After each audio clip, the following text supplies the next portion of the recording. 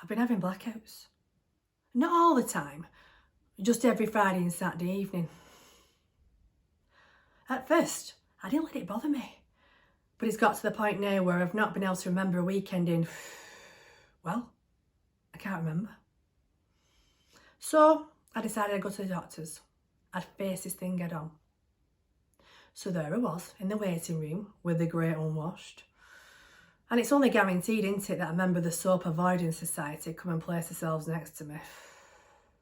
Thank God for Christian Dior. Thankfully, I didn't have to wait that long before the doctor called me in. However, as I gingerly made my way across the waiting room to his door, I started shaking like Dithery Doris on Earthquake Wednesday, which was odd, considering it was only a Tuesday. I was absolutely sure he was going to diagnose me with some life-ending brain tumour.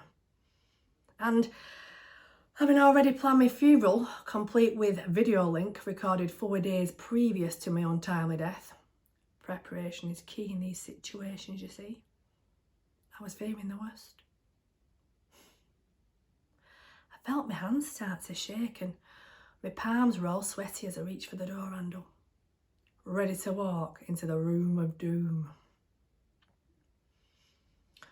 It was a ridiculously hot day, and the doctor was as hot as a fire poker that had been prodding the fire non-stop. I wish he'd prod me, I thought to myself, before I pulled myself together and mentally chastised myself for having a pot-like mind.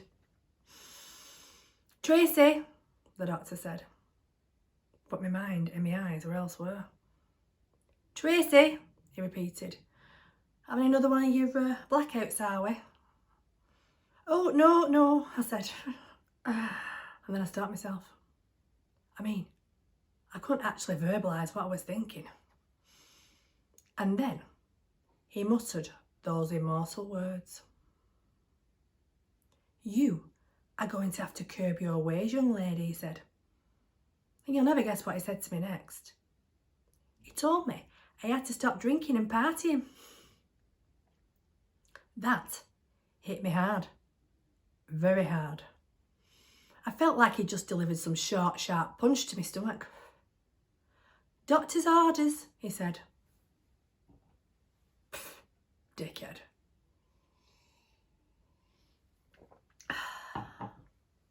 Lay off the booze. I'm a woman in my prime. This is the 90s. It's my duty to dress like one of the women out of a Robert Palmer blooming music video. It's also my duty to have all the men fawning all over me. Even Bin Licker Barry needs to think he's got a chance with me on a Friday night. Just to be clear, he isn't mentally challenged, although some may disagree. Barry actually does lick bins. It's his Friday night party trick. Each to their own. This doctor clearly knew nothing. And with 2 squirts of my Christian Dior, I were gone. However, later that day, and 5 Siberian cocktails, cigarettes, and 4 Black Russians later, I decided that maybe, just maybe, he had a point. I was going to stay in and be sensible.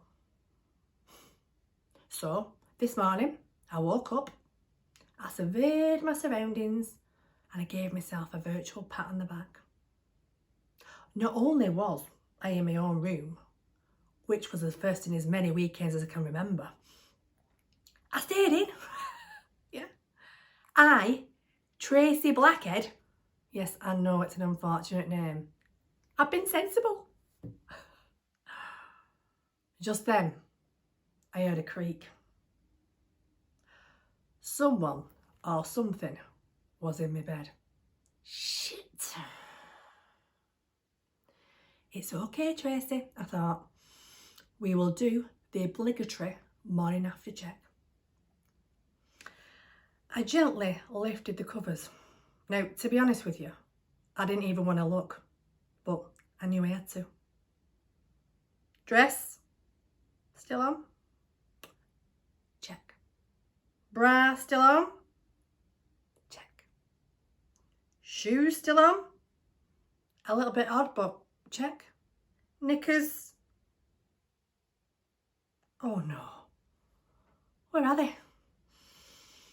My knickers were not so delicately placed on top of a bottle of your finest Blue Nun next to a used condom. Well, safety first. I've no idea what happened. I don't even remember going out. So much for doctor's orders. I knew the buggery bollocks is in my bed. Where did I find him? And how am I going to get myself out of this situation without waking him up? It was a man, wasn't it? Oh, lordy, lordy. I best check. Yep, it's definitely a man. A very, very big man, it'd seem. Right now, I needed a plan of action. Do I dress myself quickly? And I use the term dress myself loosely, seeing as I only had to put my pair of knickers on. Anyway, do I get dressed, leave the house in order to avoid the awkward morning after conversation without letting it slip that his name was something I didn't know?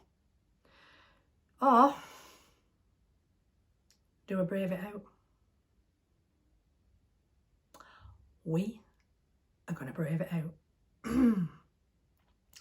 So there I was, doing the horizontal slide out of bed, trying my best not to wake him.